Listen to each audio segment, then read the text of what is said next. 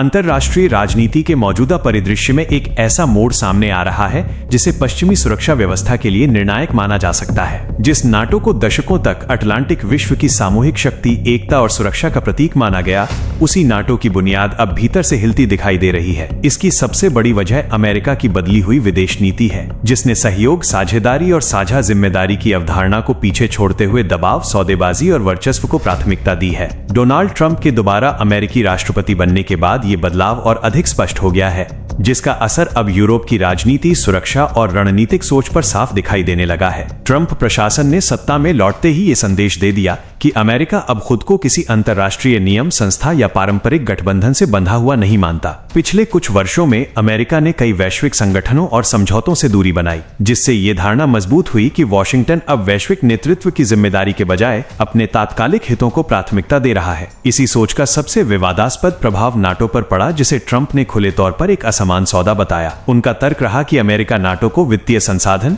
सैन्य ताकत और सुरक्षा कवच देता है, जबकि यूरोपीय देश केवल उसका लाभ उठाते हैं। इस बयान ने यूरोप की राजनीतिक जमात को झकझोर दिया, क्योंकि नाटो को अब तक बराबरी पर आधारित सामूहिक सुरक्षा गठबंधन के रूप में देखा जाता रहा है। यूरोप के लिए यह केवल बयानबाजी का मुद्दा नहीं था, बल्कि उसकी सुरक्षा संरचना पर सीधा सवाल था। फ्रांस जैसे देश, जो लंबे समय से रणनीतिक स्वायत्तता की बात करते आए हैं, ने इस रवैया को गंभीर चुनौती के रूप में लिया। ट्रंप द्वारा सार्वजनिक मंचों पर यूरोपीय नेताओं का मजाक उड़ाना और खासतौर पर फ्रांस के राष्ट्रपति इमैनुअल मैक्रों की नकल करना कूटनीतिक मर्यादाओं की सीमाओं को लांघने वाला कदम माना गया। इसके बाद फ्रांस में ये भावना और प्रबल हो गई कि अमेरिका के नेतृत्व में नाटो अब यूरोप की सुरक्षा की गारंटी नहीं, बल्कि अमेरिकी हितों को आगे बढ़ाने का उपकरण बनता जा रहा है। इसी पृष्ठभूमि में फ्रांस की नेशनल असेंबली में नाटो से दूरी बनाने से जुड़ा प्रस्ताव सामने आया। यह प्रस्ताव फ्रांस की वामपंथी राजनीति से जुड़ा जरूर है, लेकिन इसके पीछे की भावना केवल वैचारिक नहीं बल्कि रणनीतिक है। प्रस्ताव के अनुसार फ्रांस को 2 चरणों में नाटो से अलग होना चाहिए। पहले नाटो की इंटीग्रेटेड मिलिट्री कमांड से बाहर निकलकर और फिर आवश्यकता पड़ने पर पूर्ण सदस्यता पर पुनर्विचार करके। यह कदम इसलिए भी अहम है क्योंकि फ्रांस नाटो के सबसे ताकतवर और परमाणु क्षमता से लैस सदस्यों में से एक है।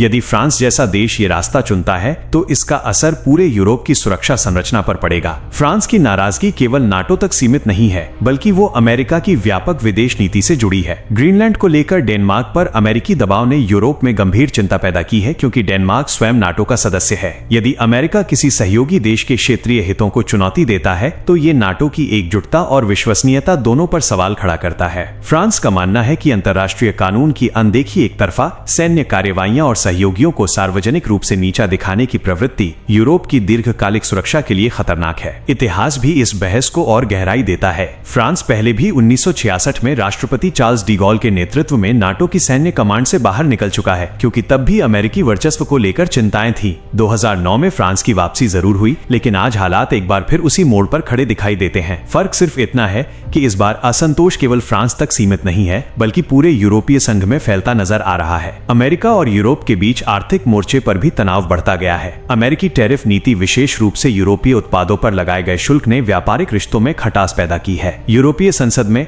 अब ये मांग उठने लगी है कि अमेरिका के साथ चल रही व्यापार वार्ताओं पर पुनर्विचार किया जाए। कई यूरोपीय नेता यह मानने लगे हैं कि ट्रंप प्रशासन व्यापार को भी रणनीतिक हथियार की तरह इस्तेमाल कर रहा है, जिससे पारंपरिक सहयोगी संबंध कमजोर हो रहे हैं। सबसे उल्लेखनीय बात यह है कि अमेरिका के करीबी माने जाने वाले इटली से भी असंतोष की आवाज उठी है। इटली की प्रधानमंत्री जॉर्जिया मेलोनी ने ट्रंप की विदेश नीति को गैर गंभीर और अस्थिर बताते हुए कहा कि अंतर्राष्ट्रीय राजनीति कोई मजाक नहीं है, बल्कि इसके फैसलों का वैश्विक असर पड़ता है। उन्होंने ये सवाल भी उठाया कि इटली में मौजूद अमेरिकी सैन्य ठिकानों की भूमिका और उपयोगिता पर दोबारा विचार किया जाना चाहिए। ये बयान संकेत देता है कि यूरोप में अमेरिकी सैन्य उपस्थिति को लेकर भी अब खुली बहस शुरू हो चुकी है। इन सभी घटनाओं के बीच नाटो पहले से ही रूस यूक्रेन युद्ध के दबाव में है। यह युद्ध नाटो की एकता, संसाधनों और रणनीतिक क्षमता की परीक्षा ले चुका है। यदि अमेरिका इस गठबंधन से पीछे हटता है या उसे कमजोर करता है तो यूरोप को अपनी सुरक्षा की जिम्मेदारी स्वयं उठानी पड़ेगी। इसी कारण फ्रांस जैसे देश अब स्वतंत्र यूरोपीय रक्षा नीति और सामूहिक सैन्य क्षमता की बात कर रहे हैं। इस बदलते वैश्विक समीकरण का सबसे दिलचस्प पहलू ये है